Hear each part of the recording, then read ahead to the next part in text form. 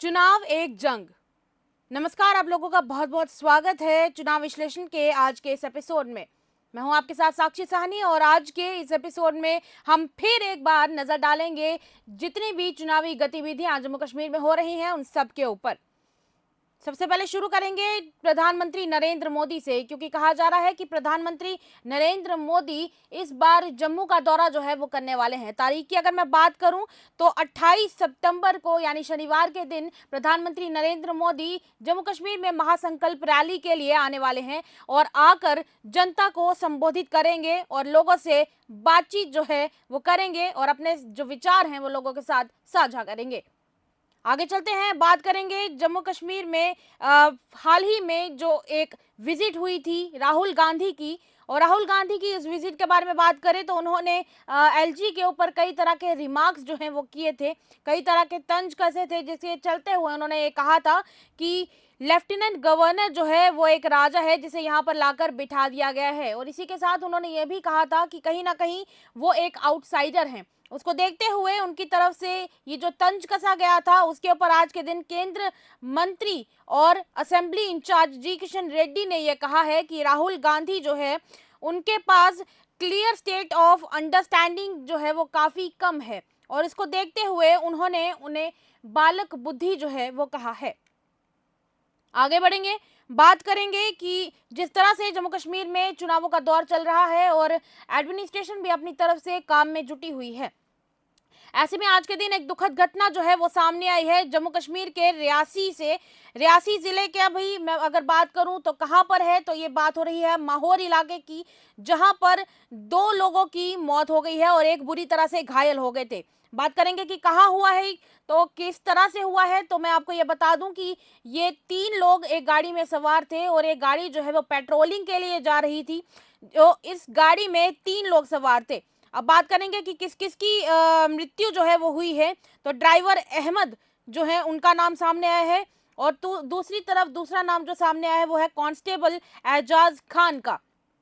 3 बजे के आसपास ये एक्सीडेंट जो है वो सामने आया है, पेश आया है और ये उस वक्त गाड़ी में पेट्रोलिंग के लिए निकले हुए थे और इलेक्शन कमीशन ऑफ इंडिया की तरफ से इन्हें जो ड्यूटीज दी गई थी उसके लिए ये लोग यहाँ से निकले हुए थे जब ये दुर्घटना इनके साथ पेश आई। आगे चलेंगे, बात करेंगे जम्मू कश्मीर के बारे में। तो हाल ही में नितिन गडकरी ने एक बड़ा बयान दिया है और नितिन गडकरी ने यह बयान देते हुए कहा है कि मोदी गवर्नमेंट की तरफ से जम्मू कश्मीर के लोगों को 370 हटाने के बाद कई तरह के राइट्स जो हैं वो दिए गए, कई तरह के हक हुकूक जो हैं वो उनको दिए गए, जो कि शायद पहले जो हैं उनके हिसाब से नहीं मिल रहे थे।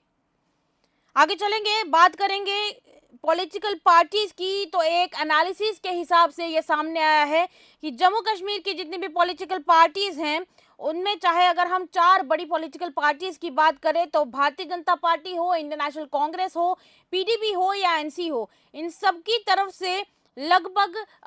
कोई 47 की अगर मैं बात करूं, प्रॉपर आंकड़ा जो है वो सामने आ रहा है, 47 ऐसे दल बदलू थे जिनको पार्टीज की तरफ से चुनावी मैदान में उतारा गया और मैंडेट जो है वो दिया गया है। और बात करेंगे कि इन लोगों ने पहले जो है वो पार्टीज कुछ और रखी थी और अब इनकी पार्टीज जो है इनकी विचारधारा के हिसाब से इन्होंने चेंज की। अगर मैं बात करूंगी प्रतिशत की यानी परसेंटेज की, तो परसेंटेज के हिसाब से 28% जो है वो इंडियन नेशनल कांग्रेस की तरफ से है और 24% का आंकड़ा सामने आ रहा है भारतीय जनता पार्टी की तरफ से, 18% का आंकड़ा पीडीपी यानी पीपल्स डेमोक्रेटिक पार्टी की तरफ से सामने आ रहा है। और आखिर में बात करेंगे चौथी बड़ी पार्टी की यानी कि national conference, Jammu Kashmir national conference की बात हो रही है, तो 16% का आंकड़ा जो है वो जम्मू कश्मीर नेशनल कॉन्फ्रेंस की तरफ से सामने आया है।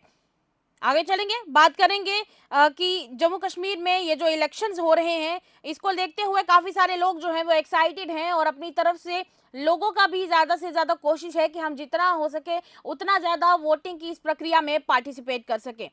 तो इसको देखते हुए एक नया आंकड़ा जो है वो हाल ही में सामने आया है, एक नई रिपोर्ट सामने आई है, एनालिसिस हुआ है और उस एनालिसिस के हिसाब से जो रिपोर्ट सामने आई है वो कहती है कि 238 कैंडिडेट्स में से 65 ऐसे कैंडिडेट्स हैं जो कि फेज 2 इलेक्शंस में उतरे हुए हैं। उन सब पे लगभग ढेर सारे क्रिमिनल चार्जेस जो हैं वो उनके अगेंस्ट हैं। और अगर मैं एग्जैक्टली बात करूं क्रिमिनल चार्जेस की, तो लगभग 49 ऐसे लोग हैं जिनके ऊपर माइनर चार्जेस हैं, माइनर क्रिमिनल चार्जेस हैं, जबकि 16 ऐसे कैंडिडेट्स हैं जिनके ऊपर सीरियस क्रिमिनल चार्जेस जो हैं वो लगाए गए हैं। तो इसीलिए अब बारी है आप लोगों की, सोच समझ कर वोट दीजिएगा और ऐसे कैंडिडेट को वोट दीजिएगा जिसके बारे में आपको लगता है कि ये आपका नुमाइंदगी जो है वो सेंटर में कर सकता है, आपके इलाके की समस्याओं को आगे जाकर उजागर कर सकते हैं। क्योंकि देखिए, वोट करना सिर्फ और सिर्फ आपका हक नहीं है, वोट करना आपकी सबसे बड़ी जिम्मेदारी भी है। आप लोग ही हैं जिसकी वजह से किसी को भी आप अर्श से जो है अर्श पर बिठा सकते हैं, फर्श से उठाकर, और दूसरी तरफ आप ऐसे इंसान को आगे ला सकते हैं जो आपकी आगे जाके नुमाइंदगी करेगा और आपकी समस्याओं का समाधान भी कर सकेगा। सोच समझ के वोट करिए, जिम्मेदारी से वोट करिए। तब तक के लिए देखते रहिए चुनाव विश्लेषण। आज के चुनावी विश्लेषण के इस एपिसोड में इतना ही। दीजिएगा साक्षी सानी को इजाजत। नमस्कार।